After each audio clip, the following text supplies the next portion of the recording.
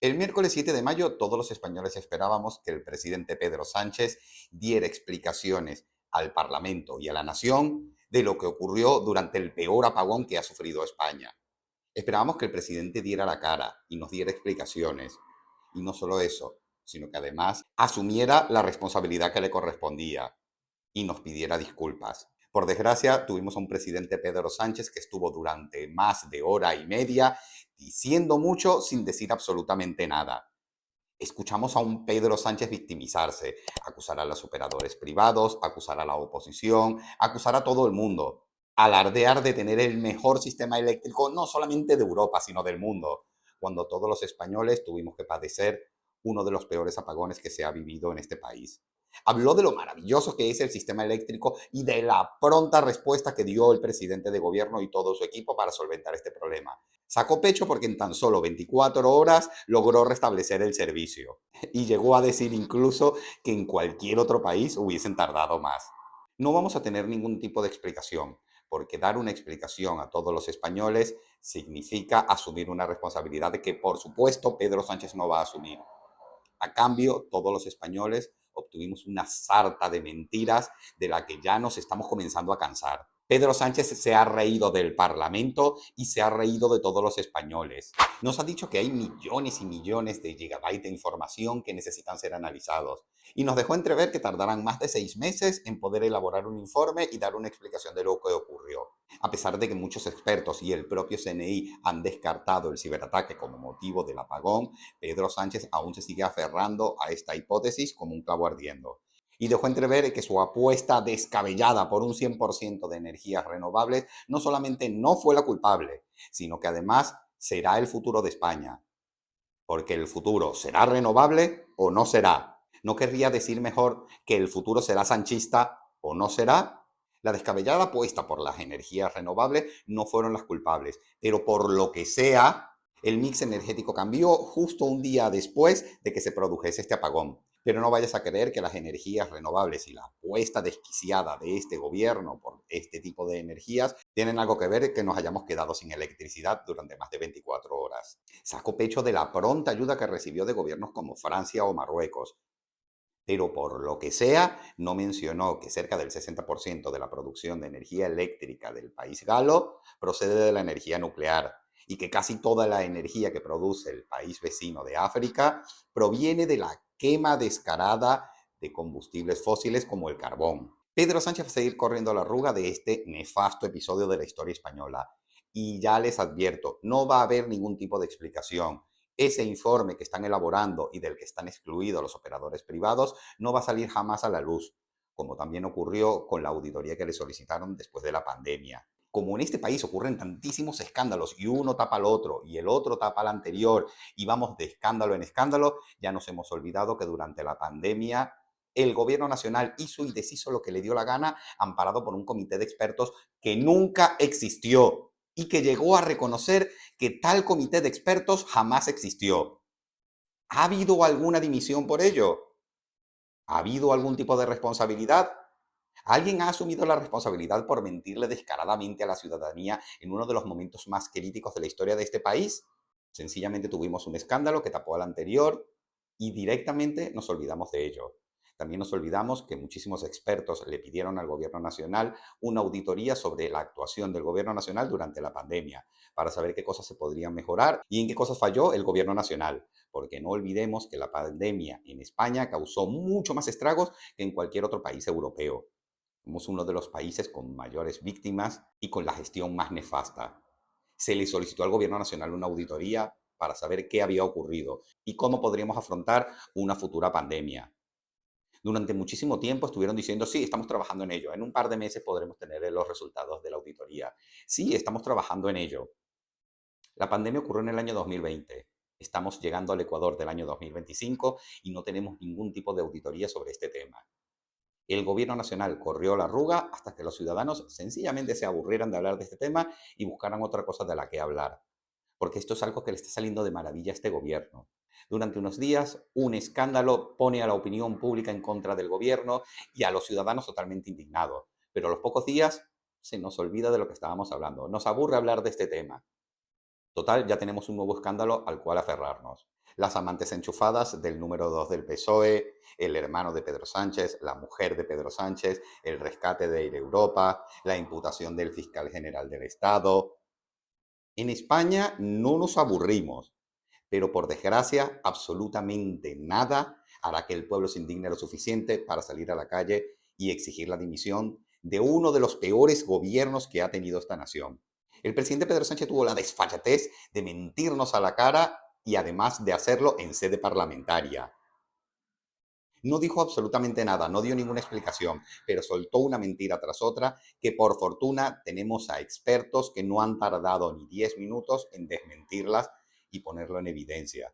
El conocido tuitero Operador Nuclear ha desmentido las principales mentiras de la comparecencia de Pedro Sánchez. Escuchen por favor cómo en unos pocos minutos deja en evidencia al presidente Pedro Sánchez. Entrando de lleno en el debate sobre la energía nuclear, vamos a entrar. Si nos atenemos a los hechos de ese pasado 28 de abril y 29 de abril, la energía nuclear ha demostrado no ser, insisto, no ser una solución efectiva en situaciones como las que vivimos el pasado 28 de abril. Vamos a ver por qué. Las centrales nucleares, de hecho, señorías, tuvieron que pararse. Y quiero compartir con los ciudadanos y ciudadanas y también con sus señorías el siguiente dato. Antes de las 12:33 del 28 de abril, que fue el momento del suministro eléctrico absolutamente cortado, la nuclear aportaba al sistema 3.000 megavatios. 3.400. 3.000 megavatios. Y tras el incidente, la nuclear cayó a cero. O sea, tenemos un presidente del gobierno que se acaba de enterar que cuando hay un apagón en la red se desconectan todos los productores y también, lógicamente, las centrales nucleares, porque son productores de electricidad. ¿Para evitar el qué? El sobrecalentamiento de las centrales nucleares, de sus núcleos. Las centrales nucleares no paran para evitar el sobrecalentamiento de sus núcleos. Paran simplemente porque no pueden producir electricidad porque no hay consumo en ese momento.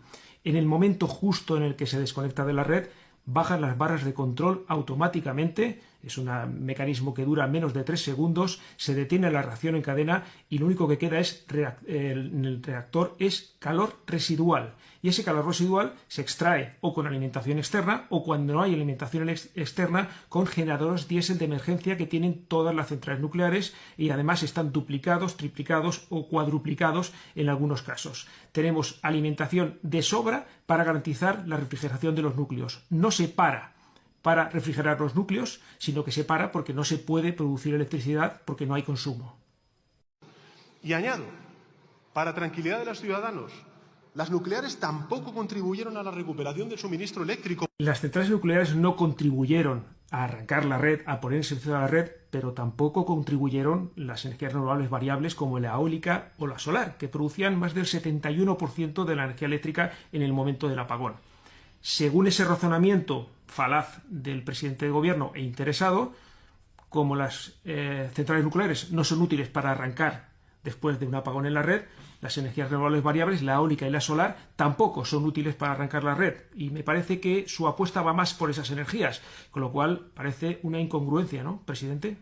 No fueron las centrales nucleares, fueron las centrales de ciclo combinado y las interconexiones con Francia y con Marruecos y las presas hidroeléctricas las que permitieron esa pronta recuperación en esos primeros instantes. O sea, que tampoco fueron las energías renovables, eólica y solar, para poder restablecer la red. De hecho, cita el presidente los ciclos combinados de gas, que son unas centrales que son útiles en estos momentos, pero que es su gran apuesta para sustituir a las centrales nucleares, porque el Plan Nacional Integrado de Energía y Clima mantiene los 26 gigavatios de ciclos combinados de gas. Pero es que además el presidente cita la hidroeléctrica, que es una energía renovable, efectivamente, pero que no siempre vamos a poder depender de ella porque no siempre tenemos agua. Y además el presidente cita a Marruecos, cuya mayor fuente de producción eléctrica es el carbón, y curiosamente cita a Francia, que tiene 57 reactores nucleares y gracias a ellos tiene una enorme estabilidad en su red eléctrica. Es curioso que el presidente quiera cerrar las centrales nucleares españolas y depender más del suministro y de la estabilidad que proporciona Francia en estos momentos. Parece bastante incongruente, ¿no os parece? Mucho hablan de las centrales nucleares, y poco hablan de que en España no hay uranio y, por tanto, tendremos que importarlo. ¿De dónde, señorías? O sea que el presidente no vio mi cara a cara con Echenique el otro día. Se lo repito también a usted, señor presidente. Mire, el libro rojo del uranio, que se publica cada 2 años, la última edición es de 2024, lo publica nada más y nada menos que la Agencia Internacional de la Energía. Dice qué reservas, qué recursos de uranio hay en todos los lugares del mundo y dice que España tiene una de las mayores reservas de uranio de Europa. Pero hay un dato que seguramente no le interesa que sepa la gente, señor presidente, pero además se puede consultar. La Ley de Cambio Climático de 2021, aprobada durante su legislatura, tiene un artículo, el artículo 10, que dice que se prohíbe expresamente la extracción de minerales radiactivos. Lo que significa es que sí tenemos uranio, pero que está prohibida su extracción por ley, precisamente para poder utilizar ese argumento falaz de que no tenemos uranio. En la actualidad no hay un solo estudio serio, insisto, ni un solo estudio serio que diga que las nucleares son imprescindibles en España. Es curiosa esa afirmación, señor presidente, porque tampoco hay ningún estudio científico que diga que es imprescindible la energía solar en España. Lo que sí que tenemos es múltiples estudios que se han presentado recientemente, el último del Consejo de Colegios de Ingenieros Industriales de España, que leo literalmente, dice: considera que no existen razones técnicas ni medioambientales que justifiquen el cierre de las centrales nucleares y que esta decisión puede tener graves repercusiones en la seguridad de suministro eléctrico, las emisiones de dióxido de carbono y los costes energéticos. Economías, en fin, que tampoco son sospechosas de no ser desarrolladas, como por ejemplo Alemania, Dinamarca, Austria, Suecia, Noruega, bueno, los países nórdicos que en muchas ocasiones miramos como gran ejemplo de muchas cosas a seguir, pues tienen ya una mayor presencia de las renovables que nosotros. Es curioso que el presidente cite el caso de Alemania, un país que está en recesión económica por unos altísimos precios de la electricidad. Muchas empresas se están deslocalizando por precisamente no pagar esos precios.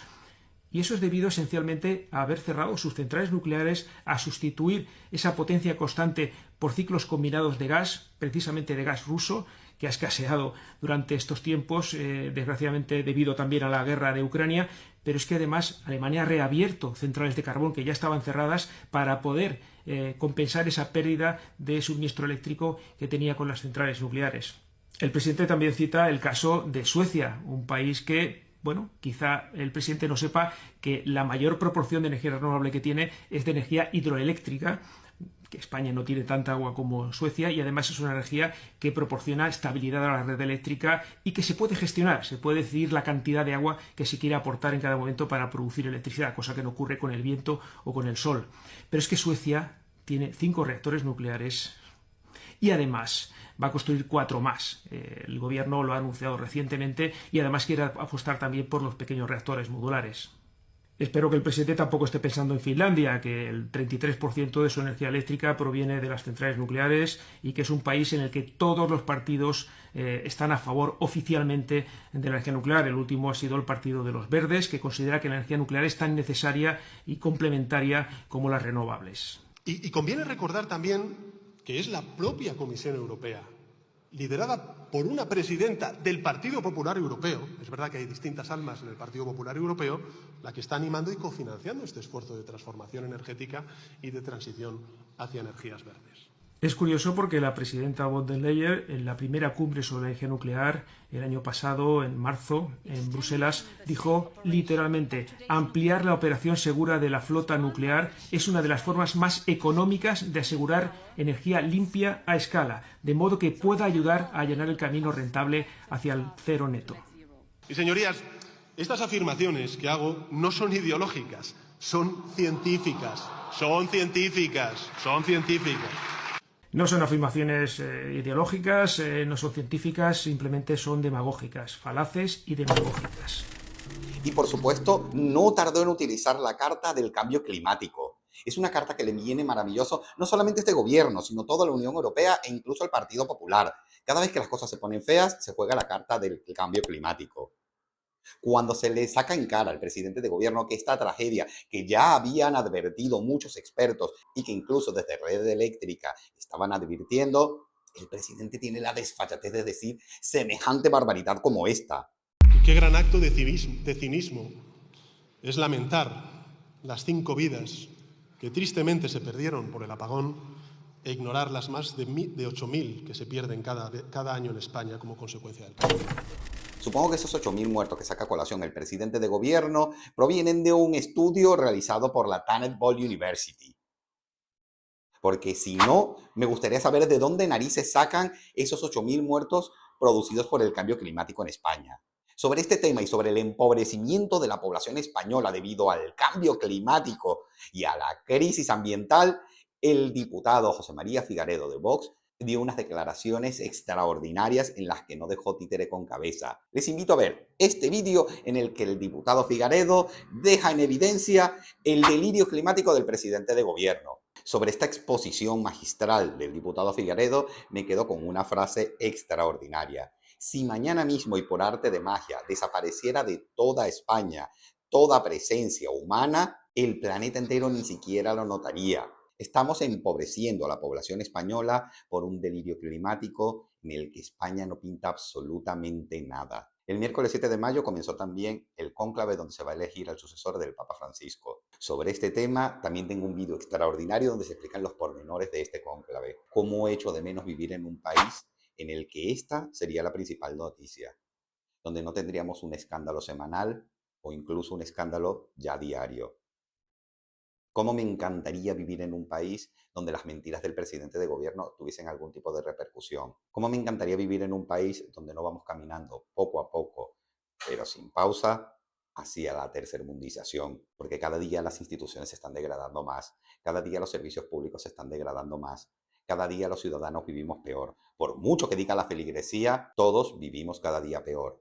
Todos los jóvenes están pensando que la única forma de progresar es yéndose de España. Y sin embargo estamos pagando los mayores impuestos que se han pagado nunca en la historia de este país. Pagamos cada día más para vivir peor, para que Pedro Sánchez pueda estar un día más en la Moncloa y todos sus ministros puedan hacerse millonarios a nuestra costa, con una izquierda ridícula celebrando que los fachillas se han enfadado un día más. ¿Qué tiene que pasar en este país para que la población realmente se enfade y tome la calle? Cuando ocurrió la tragedia del volcán de La Palma, dejaron tirado a todas las víctimas. Todavía las tenemos viviendo en contenedores. Los enfermos de ELA llevan años y años peleando para tener un poco de atención del gobierno y que por favor les faciliten los recursos para poder llevar una vida digna. Todavía no han recibido dinero. Sin embargo, Televisión Española se gasta cada día más y más dinero en tener un remake absurdo de Sálvame o un programa de un comediante de media monta que cada día pierde más y más audiencia. Lo peor no es solo eso, es que esta actitud se está contagiando al resto de partidos y está sembrando un peligroso precedente. Con la tragedia de La Dana, no solamente tenía que haber dimitido todo el gobierno nacional, sino también el gobierno de la Comunidad Valenciana. Y ahí tenemos a Masón y a Pedro Sánchez, un día más cada uno en su despacho, sin que aquí haya ningún tipo de responsable, sin ningún tipo de consecuencias. Quiero dejarte esta última reflexión y preguntarte qué tiene que pasar en este país para que le demos un giro de 180 grados al rumbo que está tomando. Cada día nos parecemos más y más a Venezuela. Quiero recordarles que en Venezuela no se despertaron un día con el socialismo instalado. La degradación fue poco a poco carcomiendo las bases de un país que prometía ser próspero y que una alternancia entre derecha e izquierda terminó desembocando en un Hugo Chávez que arruinó completamente un país con las mayores reservas de petróleo y riquezas como no se había visto en ninguna otra región de América Latina. ¿Ese es el futuro que quieres para España? Poco a poco España se va deteriorando cada día más. Quiero dejarte esa reflexión. Muchísimas gracias por haber llegado hasta aquí y como siempre, nos vemos en el siguiente vídeo.